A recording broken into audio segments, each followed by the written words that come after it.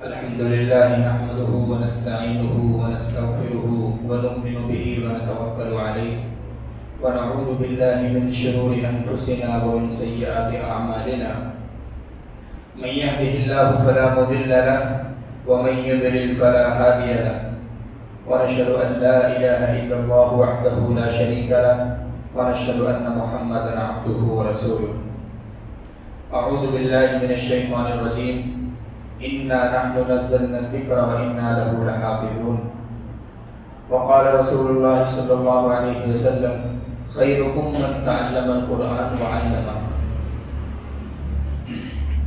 محترم سامعین، اللہ تبارک و تعالیٰ کا بے پایہ فضل اور احسان ابتدا ہی سے اس امت کے اوپر یہ رہا ہے کہ اللہ تبارک و تعالیٰ نے اس امت کو کبھی بھی کسی بھی موڑ پر کسی بھی حال میں تنہا نہیں چھوڑا.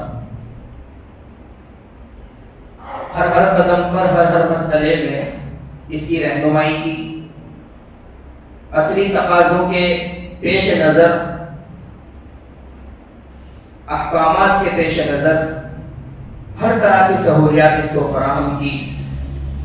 اس کی دینی ضرورتوں کو پورا کرنے کے لیے اللہ تبارک و تعالیٰ نے احادیث مبارکہ جیسا ذخیرہ اور قرآن مقدس عطا کی، اور اللہ تبارک و تعالیٰ نے اس کی دنیاوی ضرورتوں کو پورا کرنے کے لیے اس کو دنیاوی نعمتوں سے سرفراز فرمایا. دنیا کی ہر چیز کو اس کے تابع کیا، دنیا کی ہر چیز کو نفع اٹھانے کی چیز بنایا. انسان کے لیے، ہر جانور کو اور انسان ہی کے لیے کائنات کی ہر چھوٹی سے چھوٹی اور بڑی سے بڑی چیز کو اس کے تابع بنا دیا. اللہ تبارک و تعالیٰ نے لیکن انسان کو دنیا میں آنے کا جو مقصد تھا اس کو نہ بھولنے کی، اس کو اچھی طریقے سے یاد رکھنے کی، اللہ کے راستے کو، اللہ کی رسی کو مضبوطی سے پکڑے رہنے کی تلقین کی.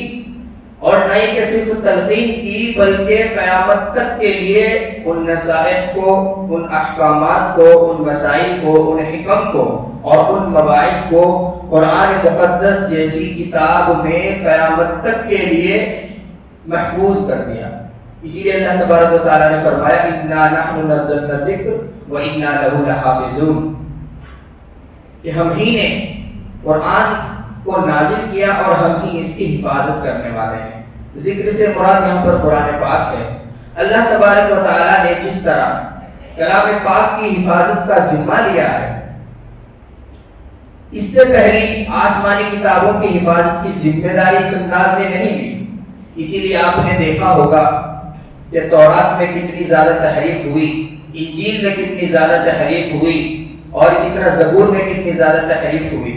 اللہ تبارک و تعالیٰ نے یہ جو قرآن مقدس عطا کیا، قرآن میں اللہ تبارک و تعالیٰ خود فرماتے ہیں کہ پچھلی کتابوں کی بھی تصدیق کرنے والا ہے اور تمہارے لیے رہنمائی اور ہدایت کی بھی کتاب ہے.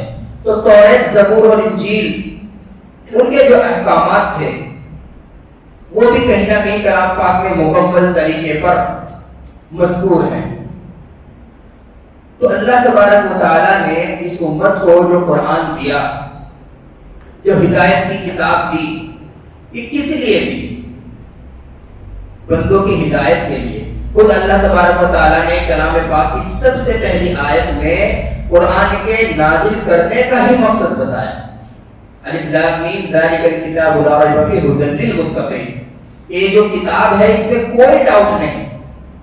ڈاؤٹ اور شک اس لیے نہیں کیونکہ اللہ تبارک و تعالیٰ نے اس کی حفاظت کا ذمہ لیا ہے. تو جب اس میں کوئی شک نہیں ہے تو پھر کسی طریقے کی کوئی غور و خوض کرنے کی ضرورت نہیں. گویا کہ دنیا میں واحد ایک ایسی کتاب ہے جس پر آنکھ بند کر کے بھروسہ کیا جا سکتا ہے. اور حضور اقدس صلی اللہ علیہ وسلم سے لے کر آج 1445 سال کا جو عرصہ گزر چکا، آج تک کے مسلمان آنکھ بند کر کے اس پر بھروسہ کرتے چلے آ رہے ہیں. تو یہ اللہ تبارک و تعالیٰ کی کتاب کی مقبولیت کی علامت ہے کہ اللہ تبارک و تعالیٰ نے اس کی حفاظت کا ذمہ خود لیا. اس کو دوسروں کے رحم و کرم پر نہیں چھوڑا، اس کو لوگوں کے حوالے نہیں کیا. اللہ تبارک و تعالیٰ نے جب کسی قوم کو ایسا پایا کہ وہ اس کے احکامات سے، اس کی تعلیمات سے پھرے جا رہے ہیں، گھومے جا رہے ہیں، ہٹے جا رہے ہیں، تو اللہ تبارک و تعالیٰ نے دوسری ایک ایسی قوم کو پیدا کیا، انہی لوگوں میں سے ایسے افراد کو تیار کیا جو پھر اللہ تبارک و تعالیٰ کی تعلیمات کو، احکامات کو اور مسائل کو مضبوطی سے پکڑ کر ان کی تبلیغ کرتے ہیں۔ تو اللہ تبارک و تعالیٰ نے اس کو قیامت تک کے لیے ہدایت کی کتاب بنایا ہے۔ اسی لیے کلام پاک میں اللہ تبارک و تعالیٰ نے فرمایا اِنَّا نَحْنُ نَزَّلْنَا الذِّكْرَ وَإِنَّا لَهُ لَحَافِظُونَ۔ تو کلام پاک اللہ تبارک و تعالیٰ کی طرف سے عطا کردہ وہ عظیم تحفہ ہے، وہ عظیم نعمت ہے کہ جس نے رہتی دنیا تک کے لیے ہمیں ہر طرح کی مسائل، ہر طرح کی مشکلات اور آفات سے نکالنے کا راستہ بھی بتایا ہے، ترقی کا راستہ بھی بتایا ہے۔ وَأَنْتُمُ الْأَعْلَوْنَ إِن كُنتُم مُؤْمِنِينَ۔ ہمیں ہمارے مسائل سے متعلق بھی بہت سارے احکامات بتائیں، آپ کے بیٹے کے باپ پر کیا حقوق ہیں، باپ پر بیٹے کے کیا حقوق ہیں، آپ کو اپنی بہنوں کے ساتھ کیسے پیش آنا ہے۔ احکام میراث اللہ تبارک و تعالیٰ نے ذکر فرمائے، یوصیکم اللہ فی اولادکم للذکر مثل حظ الانثیین۔ چوتھے پارے میں مکمل کس کا کتنا حق ہے، ابا جی کے گزر جانے کے بعد، گھر کے ذمہ دار کے گزر جانے کے بعد گھر کے فرد میں سے ہر ایک فرد کا کتنا کتنا حصہ ہے، یہ اللہ تبارک و تعالیٰ نے کلام پاک میں بتایا۔ کلام پاک میں اللہ تبارک و تعالیٰ نے بتایا کہ تمہیں کس طرح کے عمل کرنے چاہیے، وَعَمِلُوا الصَّالِحَاتِ وَتَوَاصَوْا بِالْحَقِّ وَتَوَاصَوْا بِالصَّبْرِ۔ کلام پاک ہی میں اللہ تبارک و تعالیٰ نے ہمیں یہ بتلایا کہ ہم بہترین امت ہیں۔ کیوں؟ کیونکہ تَأْمُرُونَ بِالْمَعْرُوفِ وَتَنْهَوْنَ عَنِ الْمُنكَرِ۔ اور کلام پاک ہی نے ہم کو یہ بتلایا ہے کہ اگر ہم گناہ کی طرف بڑھیں گے تو ہم مٹتے چلے جائیں گے، اور اگر اللہ تبارک و تعالیٰ کے راستے پر چلیں گے تو بلند ہوتے چلے جائیں گے۔ وَأَنْتُمُ الْأَعْلَوْنَ إِن كُنتُم مُؤْمِنِينَ۔ کلام پاک ہی نے ہم کو بتایا کہ اگر ہم فحش کاموں سے دور رہیں گے تو کامیابی ہمارے قدم چومے گی، اور اگر ہم فحش کاموں کو کرتے رہیں گے تو کامیابی کبھی بھی ہمارے قدم نہیں چوم سکتی، کامیابی سے ہم ہمکنار کبھی نہیں ہو سکتے۔ چنانچہ ارشاد فرمایا وَلَا تَقْتُلُوا أَوْلَادَكُمْ خَشْيَةَ إِمْلَاقٍ، کہ فقر و فاقے کے خوف سے اپنے اولاد کو قتل نہ کرو۔ زنا کے بارے میں اللہ تبارک و تعالیٰ نے قرآن میں ارشاد فرمایا وَلَا تَقْرَبُوا الزِّنَا إِنَّهُ كَانَ فَاحِشًا، کہ زنا کے قریب نہ جاؤ کیونکہ یہ برا راستہ ہے، غلط راستہ ہے، آپ کو غلط راستے کی طرف شیطان لے جا رہا ہے۔ اور کلام پاکی میں اللہ تبارک و تعالیٰ نے قیامت تک نسل انسانی کے سب سے بڑے دشمن کی طرف اشارہ کرتے ہوئے فرمایا ان الشیطان للانسان عدو مبین، کہ شیطان تمہارا سب سے بڑا دشمن ہے، کھلا دشمن ہے، تم اس سے بچتے رہو۔ کلام پاک ہی میں اللہ تبارک و تعالیٰ نے ارشاد فرمایا ان الصلاۃ تنہی عن الفحشاء والمنکر، کہ اگر تم نماز پڑھو گے تو وہ تم کو بے حیائی کے اور برے کاموں سے دور رکھے گی۔ اور کلام پاک ہی میں اللہ تبارک و تعالیٰ نے فرمایا کہ سب سے پہلے ہمیں تبلیغ اور دین کی محنت کہاں سے شروع کرنی ہے، وَأْمُرْ أَهْلَكَ بِالصَّلَاةِ وَاسْتَبِرْ عَلَيْهَا لَا نَسْأَلُكَ رِزْقًا نَحْنُ نَرْزُقُكَ وَالْعَاقِبَةُ لِلتَّقْوَىٰ۔ تو کلام پاک نے امت کو، مسلمانوں کو، اللہ پر ایمان اور یقین رکھنے والوں کو ایک بھی مسئلے میں اللہ تبارک و تعالیٰ نے ان کو بے یار و مددگار نہیں چھوڑا، ایک بھی مسئلے میں ایسا نہیں چھوڑا کہ ان کو یتیم چھوڑ دیا ہو، ان کی کوئی ذمہ داری اللہ تبارک و تعالیٰ نے نہ لی ہو، دنیاوی تعلق سے ہو یا دینی تعلق سے ہو، وہ مسئلہ خالص دنیاوی ہو یا وہ مسئلہ خالص دینی ہو، ہر میدان میں اللہ تبارک و تعالیٰ نے اس امت کے رہنمائی فرمائی، اور فرمائی کلام پاک کے ذریعے، احادیث مبارکہ کے ذریعے۔ یہ قرآن مقدس جو اللہ تبارک و تعالیٰ نے ہم کو دیا، جو رہتی دنیا تک کے لیے ہدایت ہے، دراصل یہ کوئی ایک عام کتاب نہیں ہے۔ ایسا نہیں کہ اللہ تبارک و تعالیٰ نے کتاب دے دی جس میں کچھ مسائل لکھے ہوئے ہیں، ان کو ہمیں فالو کرنا ہے اور بس نہیں۔ کلام پاک ہماری زندگی ہے، کلام پاک کا ہر حکم، کلام پاک کی تعلیمات ہماری زندگی کے ہر جز میں ہونی چاہیے۔ کلام پاک ایسی عظیم الشان برکت ہے کہ اس کی برکت سے جنات و شیاطین کا آسمانوں پر جانا بند ہوا۔ پہلے جنات و شیاطین آسمان دنیا پر چلے جاتے تھے اور وہاں باری تبارک و تعالیٰ کی دربار میں جو فیصلے آئندہ ہونے والے ہوتے تھے ان کو سن لیا کرتے تھے، اور ان کو سن کر پھر کچھ کاہنوں کو بتا دیا کرتے تھے آگے کہ یہ ہونے والا ہے، آئندہ ایک ہفتے کی پلاننگ یہ ہے، ایک مہینے کی پلاننگ یہ ہے۔ اب وہ کاہن اس میں کچھ جھوٹی باتیں ملا کر اور کچھ وہ والی باتیں ملا کر آگے لوگوں سے شیئر کرتے تھے۔ کبھی کوئی بات سچی بھی ہو جاتی تھی، کبھی کوئی بات جھوٹی بھی ہو جاتی تھی، اور لوگوں سے خوب پیسے بٹورتے تھے۔ لیکن اللہ تبارک و تعالیٰ نے اس قرآن کی برکت سے جنات و شیاطین کا آسمانوں پر جانا بھی بند کر دیا۔ وَيَقْذِفُونَ مِن كُلِّ جَانِبٍ دُحُورٌ وَلَهُمْ عَذَابٌ وَاصِبٌ إِلَّا مَنْ خَطِفَ الْخَطْفَةَ فَأَتْبَعَهُ شِهَابٌ ثَاقِبٌ۔ اللہ تبارک و تعالیٰ فرما رہے ہیں کہ آسمانوں پر ان کا جانا بند ہو گیا، لیکن ہاں آسمانوں کے قریب یہ اب بھی چلے جاتے ہیں، اور جب کوئی شیطان، کوئی جن آسمان کے قریب جا کر کوئی فیصلہ سننے کی کوشش کرتا ہے دُحُورٌ وَلَهُمْ عَذَابٌ وَاصِبٌ إِلَّا مَنْ خَطِفَ الْخَطْفَ فَأَتْبَعَهُ شِهَابٌ ثَاقِبٌ۔ تو اللہ تبارک و تعالیٰ کی طرف سے حکم ہوتا ہے کہ اس کو ایک انگارہ پھینک کر مارا جائے، جس سے اگر وہ شیطان یا وہ جن کوئی بات اوپر کی سن بھی لیتا ہے تو اس کی ہڑبڑاہٹ سے اور اس کی مار سے وہ اللہ تبارک و تعالیٰ کے یہاں ہونے والے فیصلے کو بھول جاتا ہے۔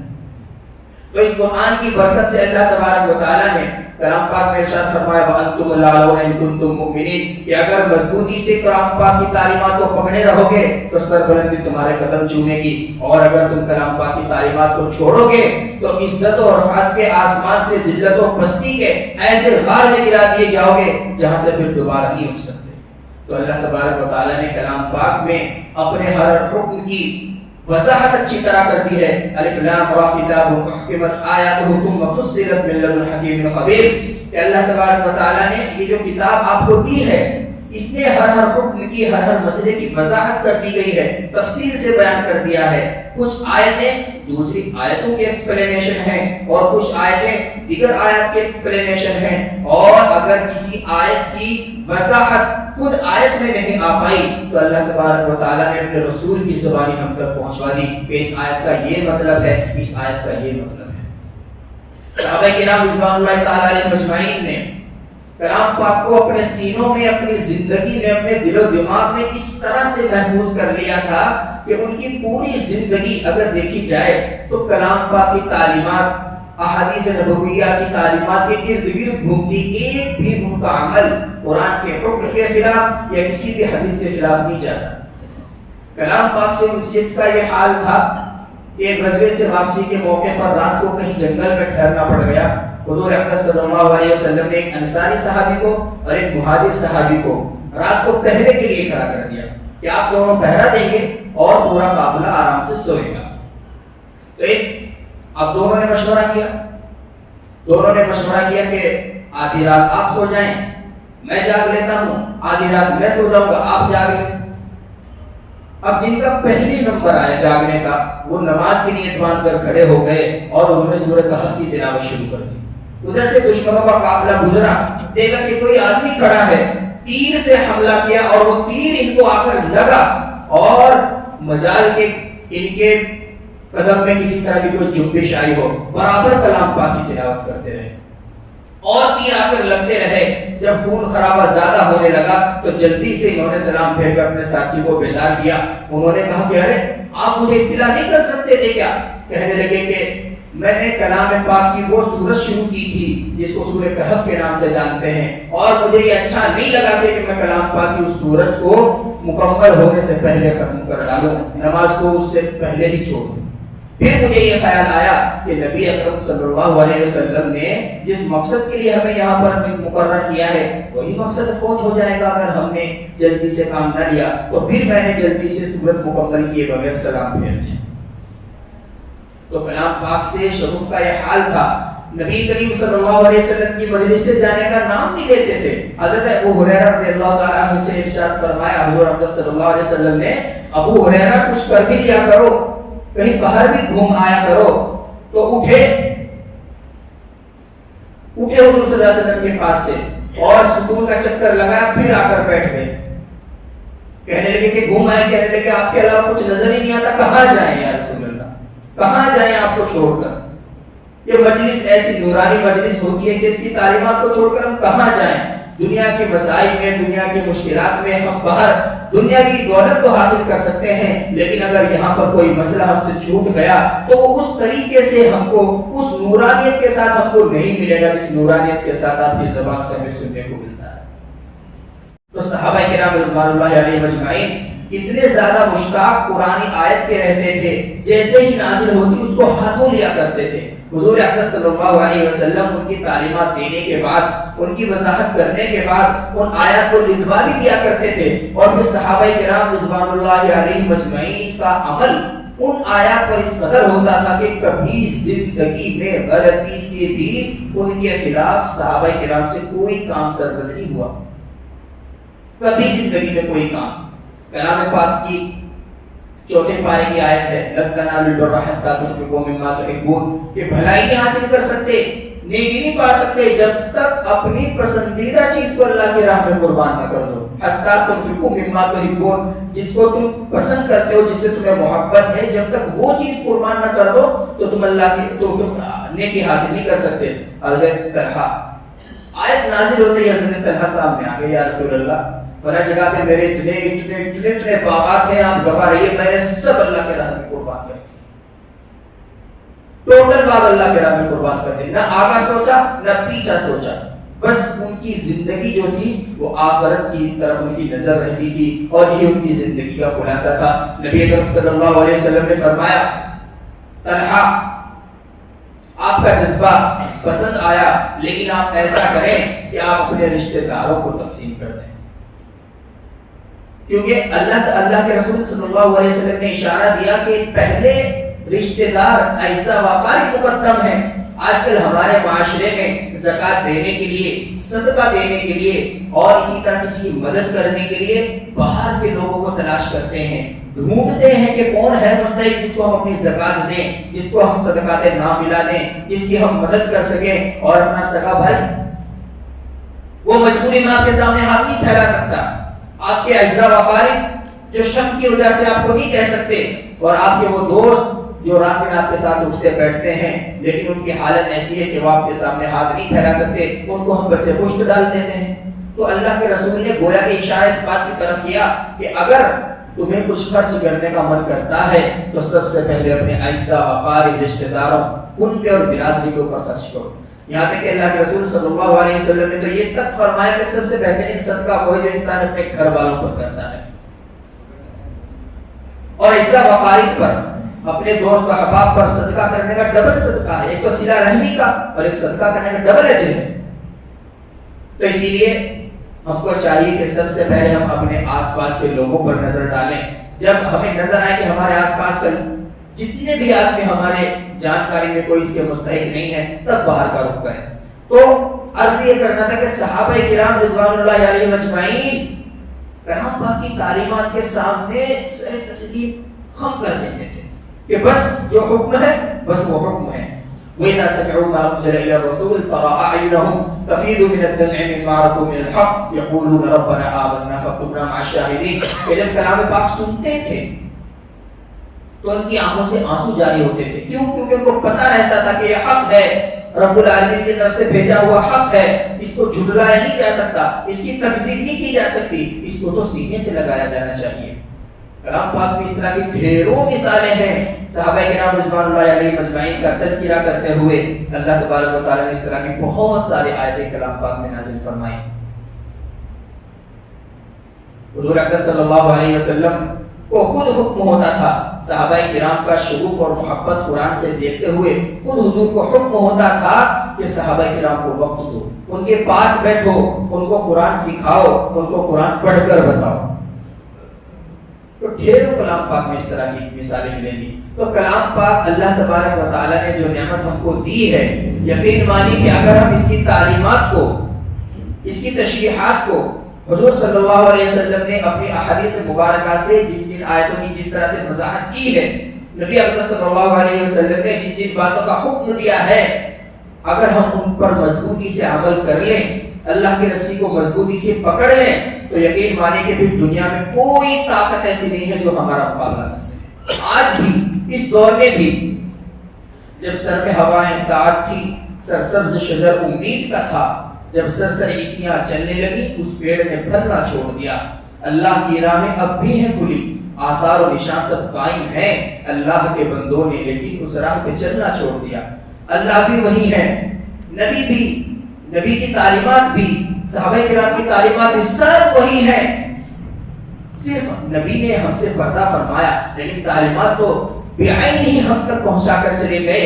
کلام پاک جو صحابہ کرام پڑھتے تھے وہی کلام پاک ہم بھی پڑھتے ہیں. صحابہ کرام جس نبی سے محبت کے دعوے کرتے تھے اسی نبی سے محبت کے دعوے ہم بھی کرتے ہیں.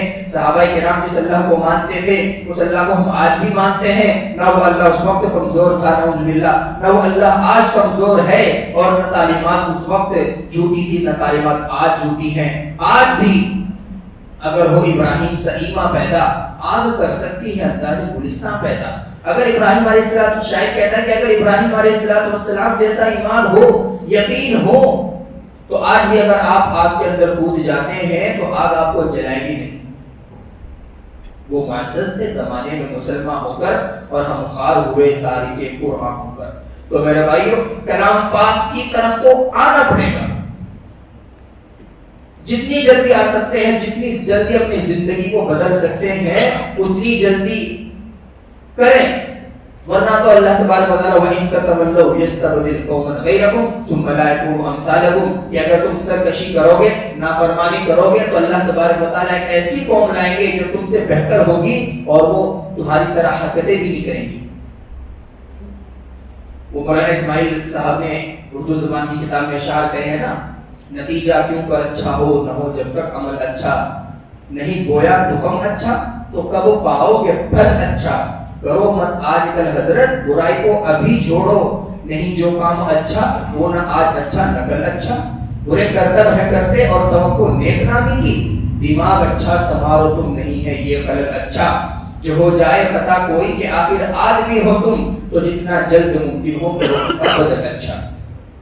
تو جتنا جلد ممکن ہو کرو اس کا بدل اچھا. اگر آپ سے کچھ غلطیاں ہو گئی ہیں, کچھ گناہ صادر ہو گئے ہیں, تو آپ اتنے نیک کام کیجئے کہ وہ گناہ آپ کے دھل جائے, مٹ جائے. من جاء بالحسنہ فلہ عشر امثالها, اگر آپ ایک نیک عمل کرتے ہیں تو اللہ تبارک و تعالیٰ اس کے 10 گنا آپ کو بڑھا کر دیتے ہیں. تو جب آپ کے پاس نیکیوں کا ایک اسٹاک ہو جائے گا, اتنی زیادہ نیکیاں ہو جائیں گی, تو ان الحسنات یذہبن السیئات, یہ اچھائیاں نیکیوں کو ختم کر دیتی ہیں.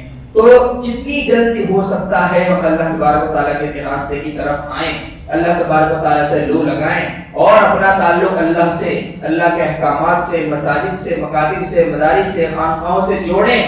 نہیں تو وہ وقت دور نہیں جب چن چن کر خاتمہ کر دیا جائے گا. بہت ساری ایسی قومیں تھی ہمارے سامنے ایسے تھی جن کی آج ہم تاریخ پڑھتے ہیں, لیکن یقیناً وہ ہم سے مضبوط, ہم سے زیادہ پیسے والی, ہم سے زیادہ سمجھدار قومیں تھیں, لیکن نام کی مسلمان تھی. بہت سارے اس طرح کے واقعات آپ کو ملے. تو کلام پاک نے ہماری ہر قدم پر رہنمائی کی,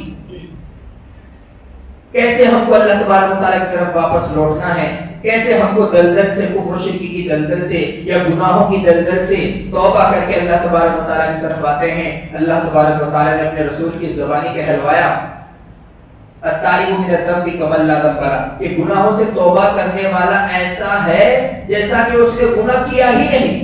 مطلب یہ ہے کہ اللہ تبارک و تعالیٰ نے اگر کسی بندے کو ایک مرتبہ معاف کر دیا تو دوبارہ اس کی زبان پر کبھی یہ بات نہیں آئے گی جب آپ دوبارہ گناہ کرو گے کہ پہلے بھی معاف کر کے آیا مجھے. جیسے دنیا میں ماں باپ کہہ دیتے ہیں, دنیا میں سب سے زیادہ اللہ تبارک و تعالیٰ نے اپنی محبت کا مظہر اگر کسی کو بتایا ہے تو وہ ماں کو بتایا ہے, والدین کو بتایا ہے. لیکن وہ بھی ایک مرتبہ معاف کرنے کے بعد, 2 مرتبہ معاف کرنے کے بعد, 3 مرتبہ معاف کرنے کے بعد آپ کو یہ کہہ سکتے ہیں کہ آپ کی بار بار کی حرکت ہے, جاؤ تمہارے لیے کوئی معافی نہیں ہے, نکل جاؤ یہاں سے. لیکن قربان جائیے اللہ تبارک و تعالیٰ پر, ایسی ذات کہاں ملتی ہے, اتنے بڑے بڑے آفر دینے والی ذات کہاں ملتی ہے کہ آپ آنکھ میں آنسو کا ایک قطرہ بہا دیں اور سارے گناہ دھل گئے, سارے گناہ معاف, اگلے بھی معاف, پچھلے بھی معاف.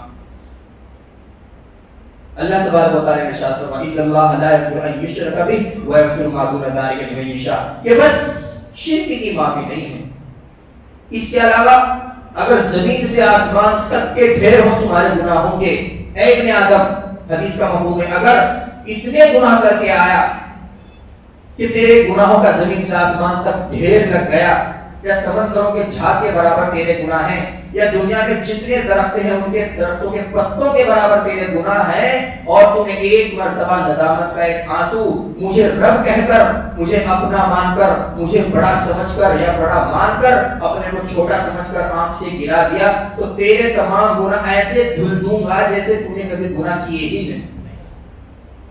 یہ اللہ تبارک و تعالیٰ کی قدرت ہے، یہ اللہ تبارک و تعالیٰ کی مغفرت کے وعدے ہیں۔ لیکن اسی وقت ہیں جب ہم پکی سچی توبہ کر کے اللہ تبارک و تعالیٰ کے راستے پر چلتے ہیں، اللہ تبارک و تعالیٰ کے راستے کی طرف لو لگا لیتے ہیں۔ اور پہلے بتایا تھا کہ اگر کوئی انسان ہے کہ گناہ کرتا ہے پھر توبہ کر لیتا ہے، گناہ کرتا ہے پھر توبہ کر لیتا ہے، گناہ کرتا ہے پھر توبہ کر لیتا ہے، تو اللہ تبارک و تعالیٰ تو ماؤں سے 70 زیادہ گناہ محبت کرنے والے ہیں، معاف تو کرتے رہیں گے، ہر مرتبہ معاف کرتے رہیں گے۔ یقیناً اگر آپ آئندہ نہ کرنے کا عہد کر کے اپنے گناہ کی معافی چاہیں گے تو معاف تو وہ فرماتے رہیں گے، لیکن آپ وہیں کے وہیں رہیں گے۔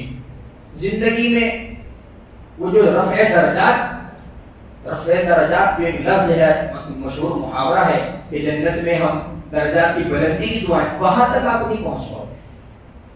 بس ایک بندے رہو گے، ایک مسلمان رہو گے، بار بار گناہ کرو گے، پھر آپ کے دل پر زنگ لگ جائے گا، پھر اللہ تبارک و تعالیٰ سے توبہ کرو گے تو وہ دھل جائے گا، پھر ایک زنگ لگ جائے گا، اللہ تبارک و تعالیٰ سے توبہ کرو گے تو وہ نقطہ دھل جائے گا، لیکن آپ آگے نہیں بڑھ پاؤ گے، ان مقرب بندوں میں نہیں ہو پاؤ گے جن کو اللہ تبارک و تعالیٰ پہلی فرصت میں مغفرت کے پروانے سناتے ہیں۔ دنیا کے بعد تو ہر ایک انسان جنت میں جائے گا، یقیناً جائے گا جس کے دل میں ذرہ برابر بھی ایمان ہوگا۔ وَمَن يَعْمَلْ مِثْقَالَ ذَرَّةٍ خَيْرًا يَرَهُ وَمَن يَعْمَلْ مِثْقَالَ ذَرَّةٍ شَرًّا يَرَهُ، جس کے دل میں بھی ذرہ برابر ایمان ہوگا جنت میں تو انشاءاللہ ضرور جائے گا، لیکن وہ جانا نہیں جائے گا جس طریقے سے دخول اولی مقربین لوگوں کا ہوتا ہے۔